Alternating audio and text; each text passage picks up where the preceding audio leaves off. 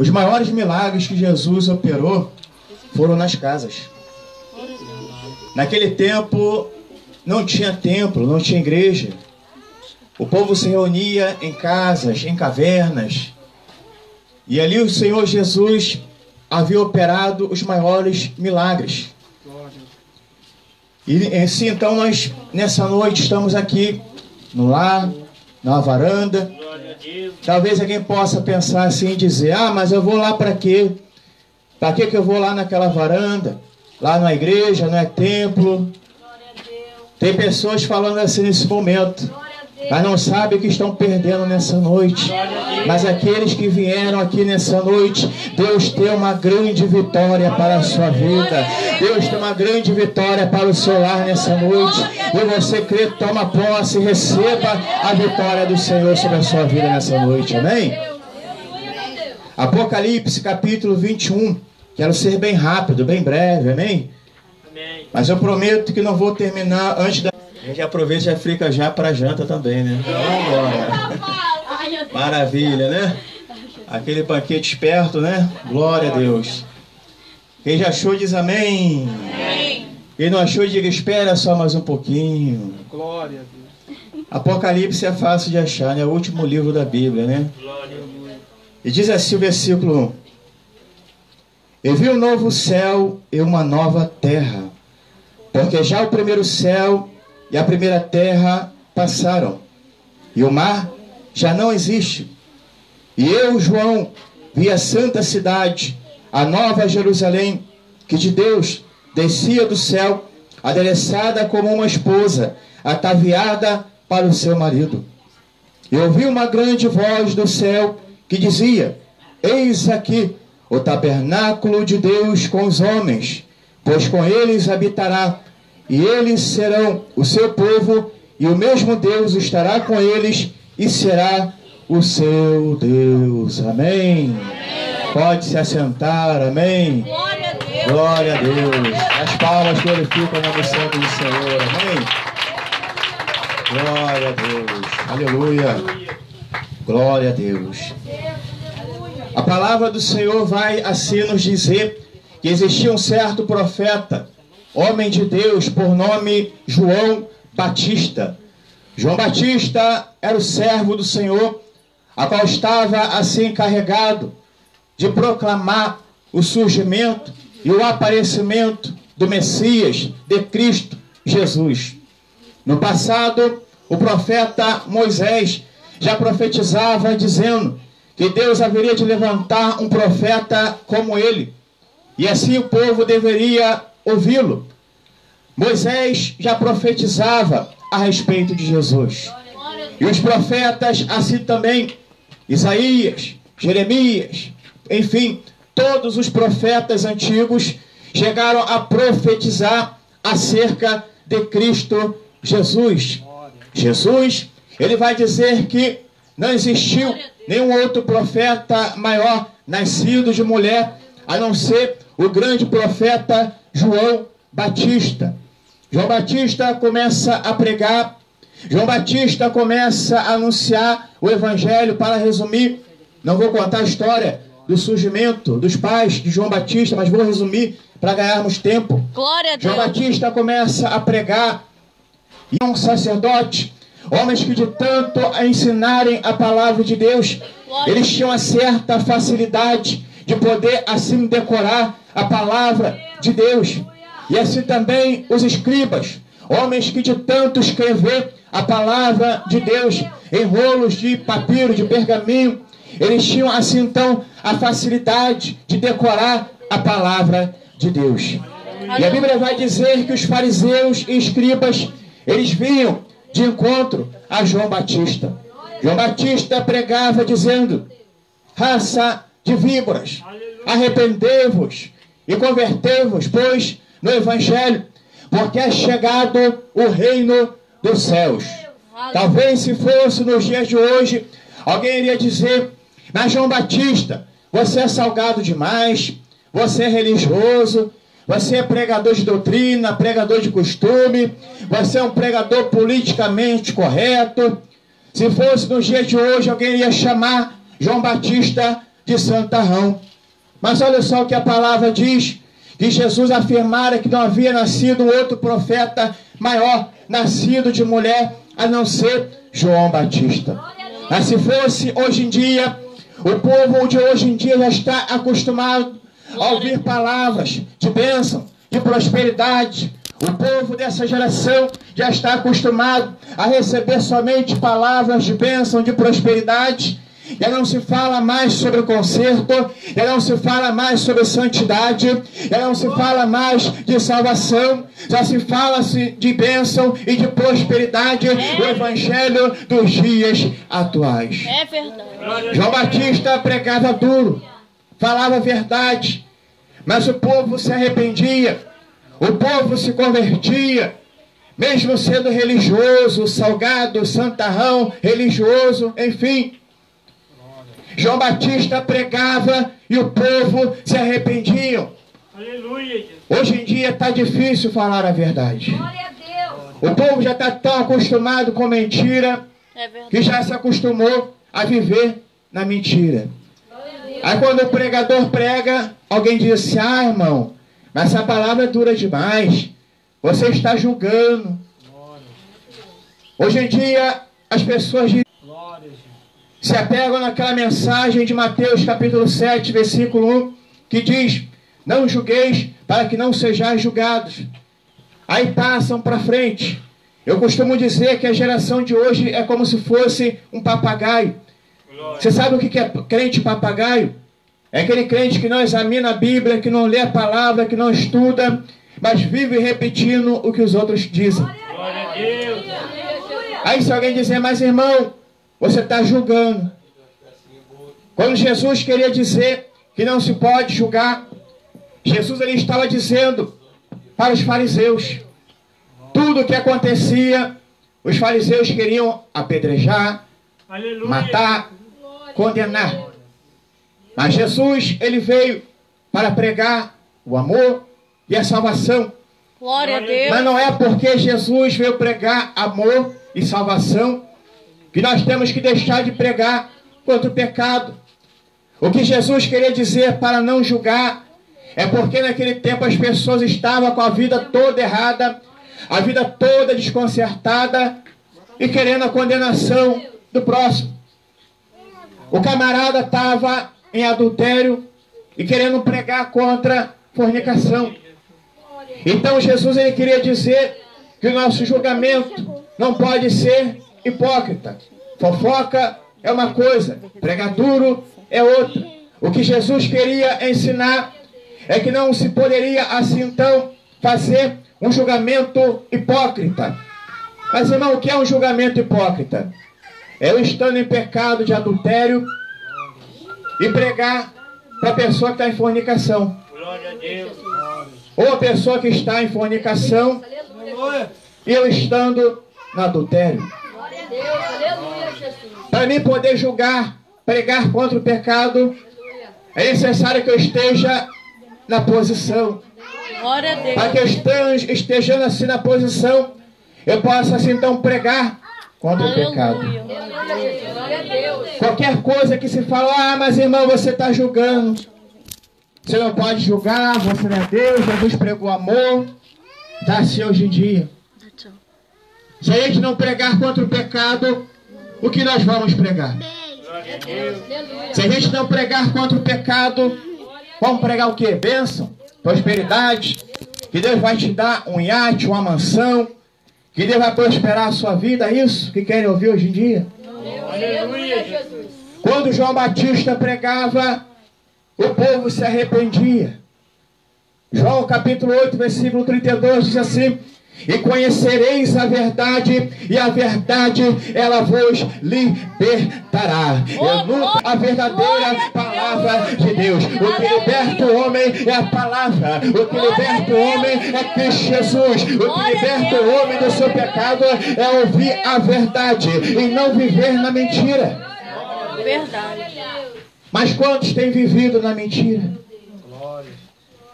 Quando João Batista pregava, para resumir, quando João Batista pregava, o povo se arrependia, se convertiam e eram por ele batizados no Rio Jordão. E a Bíblia vai dizer que os fariseus mandam enviados para perguntar: João Batista, és tu o Cristo ou haveremos de esperar outro? Aí João Batista disse: olha, vai lá e diz para os fariseus que eu não sou o Cristo, que na verdade eu batizo com água para o arrependimento, mas virá outro após mim, da qual não sou digno de nem mesmo desatar as correias da sua sandália.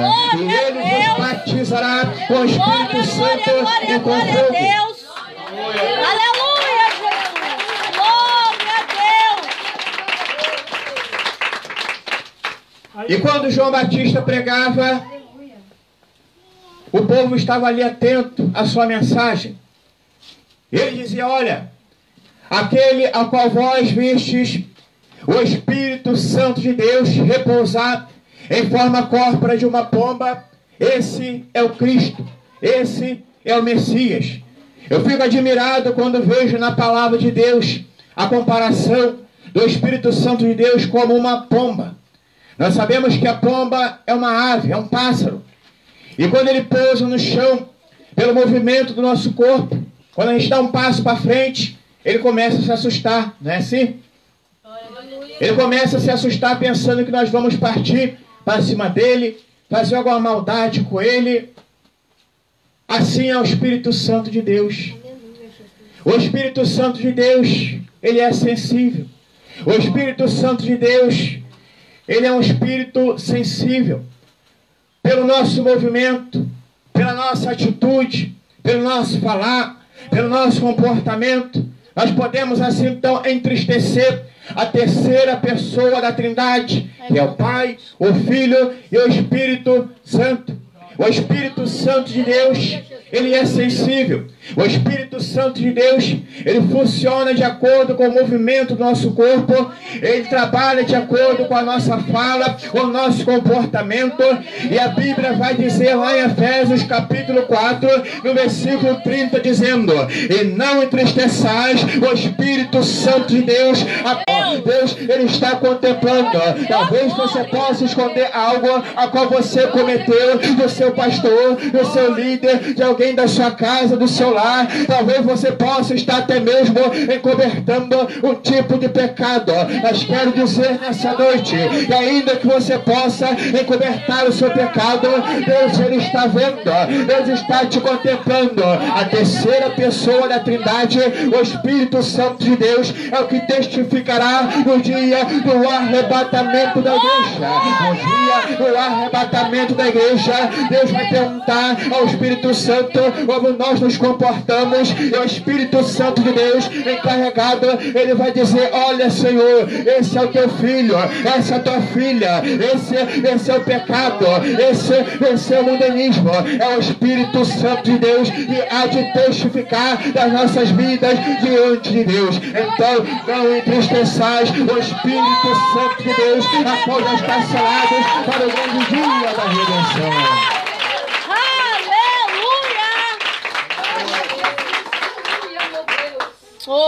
Fofocas, contendas, disse-me-disse, adultério, prostituição, o pecado, ele já subiu nas narinas do Senhor. O pecado é tão grande hoje e já subiu e cheira mal as narinas do Senhor. O Senhor, ele já está prestes a voltar para buscar a sua igreja. E Jesus voltasse nessa noite, como está a sua vida?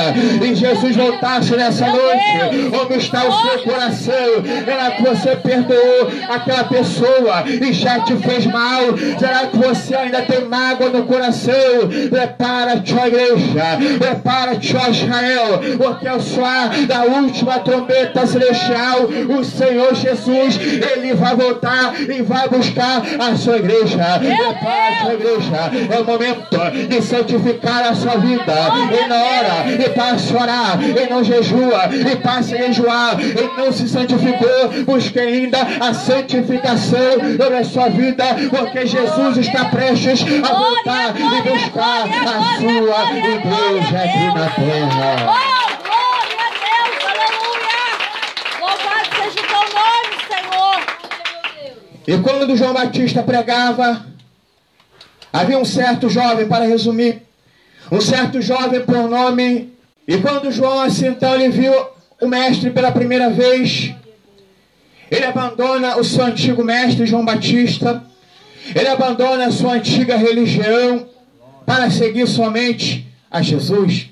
Como é aqui nessa noite, abandonamos os nossos deuses, abandonamos as nossas padroeiras, os nossos santos, os nossos padroeiros, para estarmos aqui nessa noite rendendo glórias, honras e louvores ao nosso Senhor e Salvador Jesus Cristo. É hora de adorarmos a Deus, é hora de esquecermos os problemas, entregarmos os problemas nas mãos daquele que tem todo o poder no céu, na terra e no mar para resolver os nossos problemas. E você veio adorar a Ele, então adore nessa noite. E você veio glorificar a Ele, glorifica, exalte, adore o nome santo do Senhor nessa noite. Aleluia. Anos se passam. Aleluia. Mais ou menos 3 anos e meio Jesus esteve na terra. Vou resumir aqui. 3 anos e meio Jesus esteve na terra. E João, após a apresentação de João Batista, o jovem João agora passa a seguir a Jesus, para ser discípulo de Jesus. A Bíblia vai dizer que agora o jovem João ele vai ser testemunha ocular dos milagres, sinais e maravilhas que Jesus assim então viera a operar. A Bíblia vai dizer que alguns anos se passam. João, com mais ou menos agora 96 anos de idade, João, ele vai ser perseguido. A história vai dizer, os discípulos de João vão dizer que João ele fora colocado em um caldeirão fervendo de azeite, a qual pôde sair ileso. João passou por uma grande perseguição na sua época, tendo sido lançado pelo imperador Domiciano, o imperador romano, a qual deu ordens para que viesse lançar a João numa ilha chamada Ilha de Patmos. A Ilha de Patmos era o local a qual eram assim então colocados os maiores matadores, os maiores ladrões, os maiores malfeitores da época. João é colocado nessa ilha como se fosse um malfeitor, como se fosse um bandido.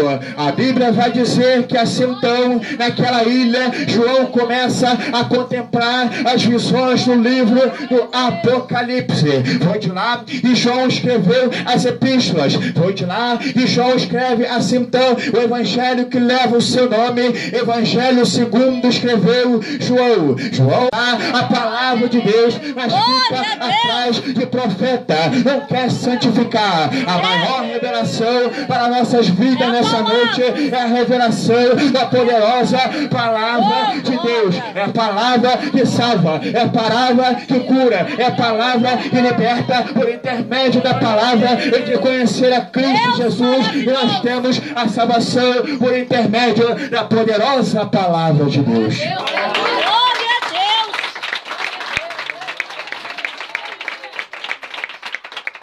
E quando João agora nos céus, ele começa a contemplar os céus da ilha de Patmos, João começa a contemplar as visões do Apocalipse. A Bíblia vai dizer que João é levado no grande e terrível dia do Senhor. João começa a contemplar o anticristo. João começa a contemplar o arrebatamento.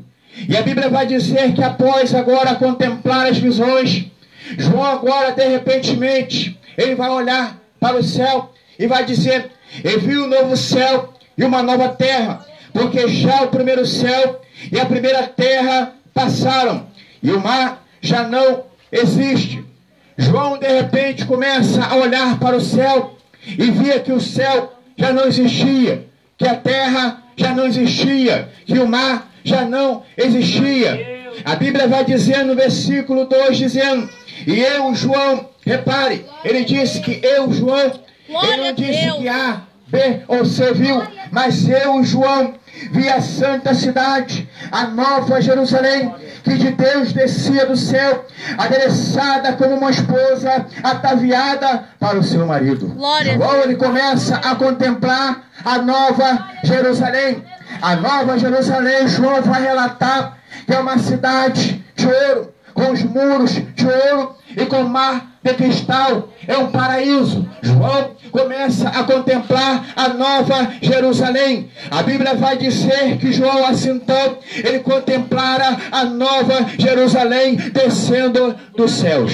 No ano de 2004, o mundo científico ficou perplexo. No ano de 2004, os cientistas começaram a pesquisar a constelação e começaram a avistar as estrelas. Começaram a avistar, aparecer aquele objeto quadrado, aquele objeto luminoso. Os cientistas começam a tirar mais fotos, começam a pesquisar, começam a investir em equipamentos de última geração para tentar se aproximar mais e mais daquele objeto. De repente, quando os cientistas começam a avistar aquele objeto quadrado, aquele objeto luminoso nos céus, eles começaram ali de repente a olhar que aquele objeto havia sumido dos céus. Os cientistas tentaram se aproximar, mas não foi possível. De repente, aquele objeto sumiu dos céus e começaram a relatar que aquele objeto quadrado,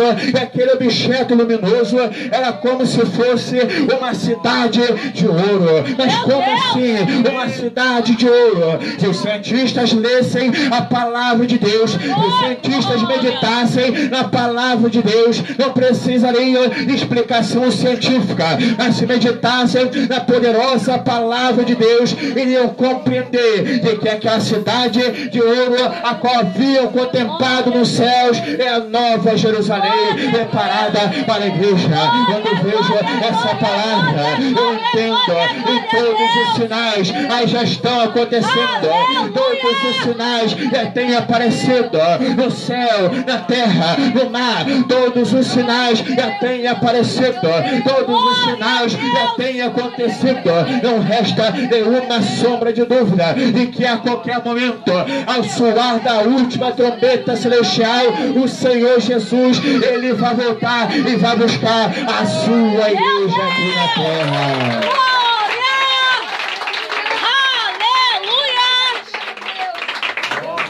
Meu Deus, é muito forte. Eu vi uma grande voz do céu que dizia: eis aqui o tabernáculo de Deus com os homens, pois com eles habitará, e eles serão o seu povo, e o mesmo Deus estará com eles, e será o seu Deus. Oh, aleluia, Jesus.